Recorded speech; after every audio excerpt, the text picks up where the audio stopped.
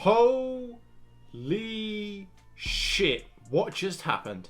So, I'm sure that if you've clicked on this video, you've already seen the final episode of The Boys' third season. If you haven't, what the fuck are you doing here? Go watch the show.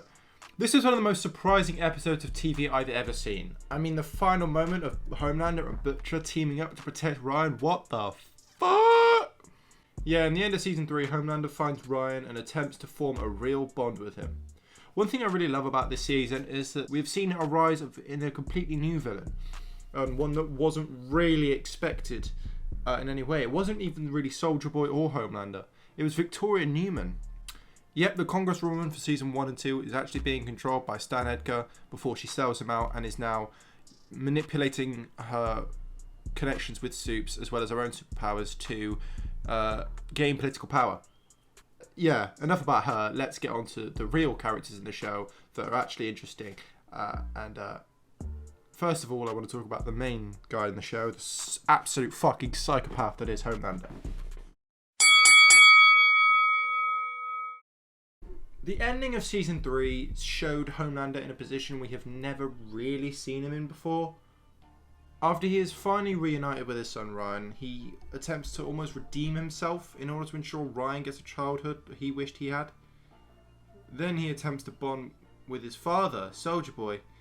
This is the first time we see Homelander truly vulnerable, as we see him opening up to Soldier Boy and introducing him to Ryan, wishing for the family that he never had. Then Soldier Boy puts the hatred his father put onto him onto his son Homelander, showing Homelander that he is truly unloved. I know he's an absolute monster, but you do feel quite bad for Homelander in this scene. I mean, he just wants to be loved. Then, as Soldier Boy is charging up to kill Homelander, Ryan lasers him to protect his father. Then Soldier Boy hits Ryan, so Butcher attacks Soldier Boy, and then all of a sudden it's a free-for-all. Soldier Boy is fighting Starlight and a V'd-up Butcher, whilst Homelander is fighting MAEVE. So we essentially have a huge clusterfuck of a bunch of superhumans beating the ever-loving shit out of each other. I must say, as a fucking 12-year-old boy in a 19-year-old boy's body, it was fucking amazing. Then Soldier Boy breaks free from the heroes attempting to subdue him using Novichok and starts charging his blast. Then out of nowhere, a one-eyed MAEVE. Oh yeah, did I forget to mention Homelander blinded MAEVE in one of her eyes? Because, yeah, that happened. Yeah, she dives at Soldier Boy and they both fly out the window where Soldier Boy explodes. But neither of them are dead, so we're probably going to see both of them again in future seasons. Then there's a very final scene of Homelander which intrigues me the most. Homelander finally cracks and kills a civilian after he attacks Ryan. He does it in front of the crowd, including Ryan. Then, out of nowhere, crowd starts cheering for the love he receives for this blatant murder in broad daylight. Shows his fans are very loyal and will always back what he says and does, as it aligns with their own belief of freedom and power and strength and doing what you want and not giving a shit about what anyone else thinks. The first time in his life he feels true love from people. And then there's Ryan, enjoying all the support he and his father are getting. I guess that's the biggest thing for me about this whole season. For all the times we have seen Ryan, he has been sheltered by kinder human characters like Becca and then in this season Grace. Now Homelander has taken custody of him and it will be interesting to see the changes in his character. Because Homelander, it's fair to say, isn't the best role model for a young boy to have. I mean, sure, he's super strong and seemingly heroic, but he's also a deranged psychopath behind closed doors who has the ability to turn anyone on Earth into a liquid in seconds. So I'm very excited to see whether his presence will make Homelander better and redeem him as a character, or whether Ryan will become a more dangerous and powerful version of his father. Also, what does the loss of Ryan mean for Butcher? Butcher's had a rough ride during this show's outing. I mean, granted he is a violent, borderline psychotic, cockney asshole, but there is a good side to him. And no one deserves to get their wife raped and then kidnapped from them, only to find them and then watch them die hours later. Then to have the last thing she gave to this world stolen from him by the one who took everything else from him. Now Butcher, with only a few months left to live, has to try and take down everything Homelander has built. Victoria Newman and her political campaign, Bort and the remaining Supes, and of course Homelander, and he may potentially have to kill Ryan to ensure no more suits can do any more damage to anyone. Whilst this is a fun thing to think about, I highly doubt Butcher would ever kill Ryan unless he had literally no choice. One of my predictions I have for the season is the only way that Butcher would kill Ryan is if Ryan turns bad and is going to kill Hughie, and Butcher has no other way to stop it. Whatever happens in the next season though, I'm sure as shit fucking ready for that. For the first time in the show, it looked like Black Noir was actually going to have something to do, besides just looking fucking awesome. You find out he was the mastermind behind Soldier Boy's betrayal back in the 80s. Then, when he learns of Soldier Boy's return, he at first runs away in fear, but later, after a trippy experience with some serial mascots for some reason, he returns to stand with Homelander against Soldier Boy. This is it. His time to conquer his fears of Soldier Boy. His time to become a true warrior.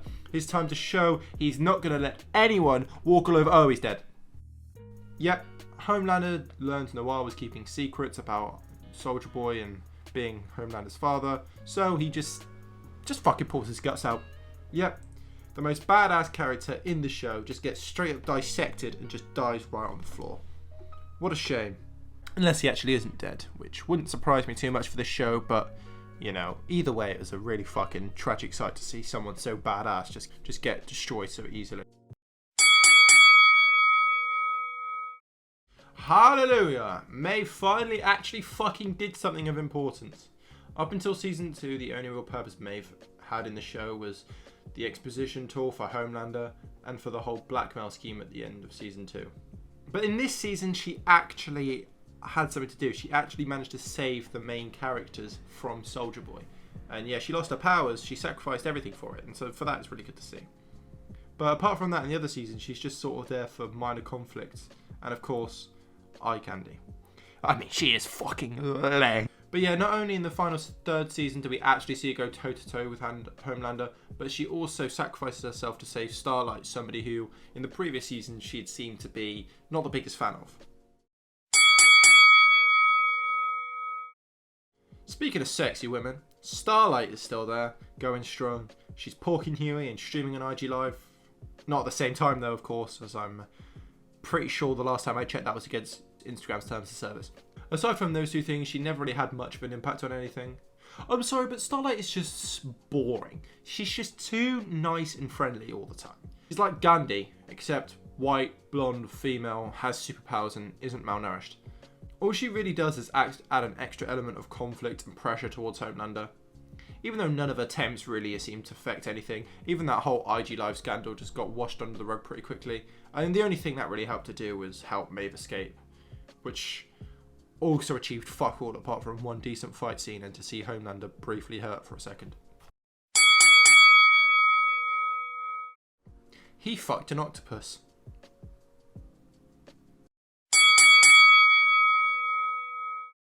A-Train went through a lot this season.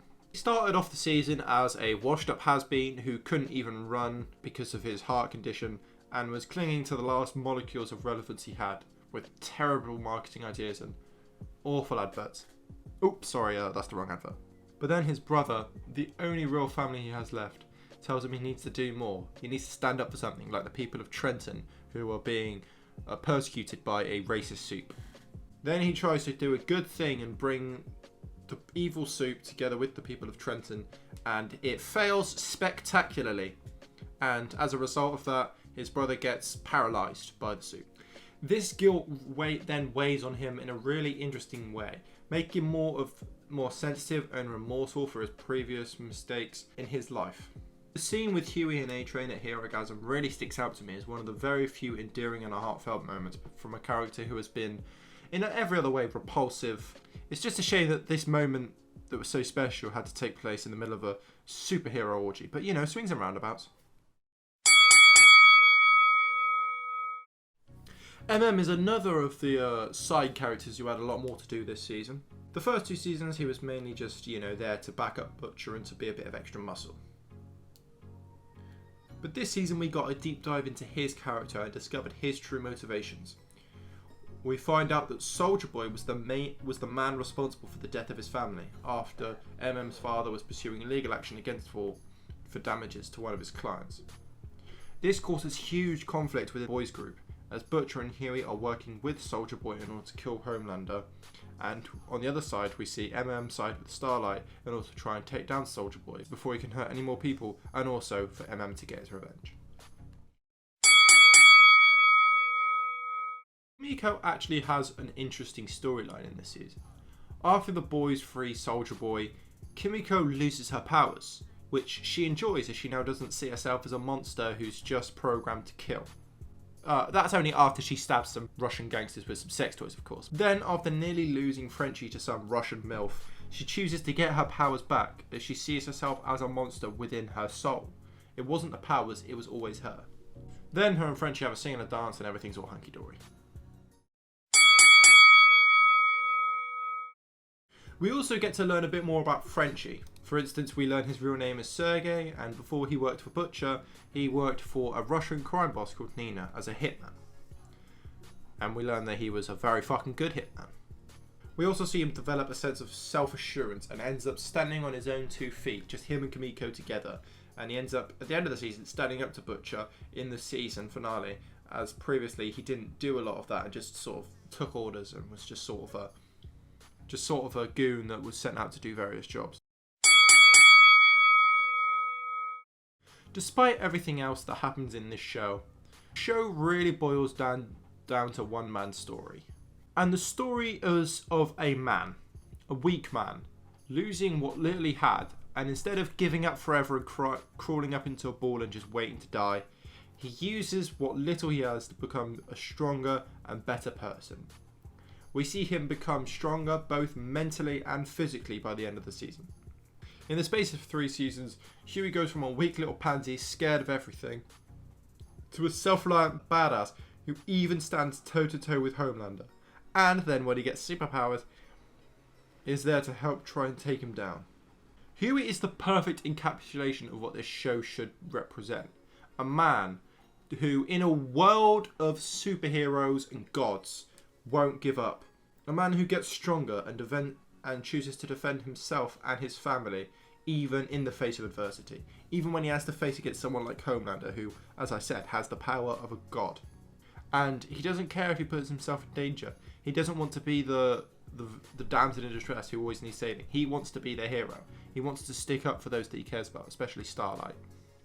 And that's really something nice to see. You know, you see someone so weak and so vulnerable, but to stick up for himself and to be what he wants and to really fight, even in a world where he never really seemed like he stood a chance. And that's really inspiration. That's what the show represents underneath all the, you know, sexual things and memes and satire and everything.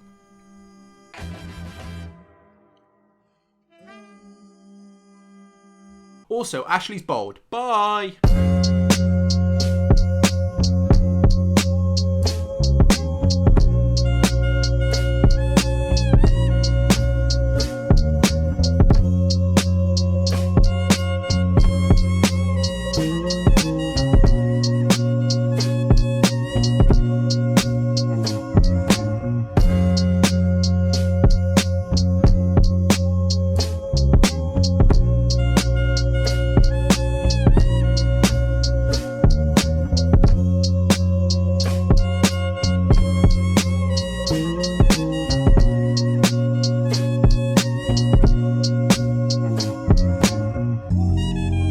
Стараюсь, слышь.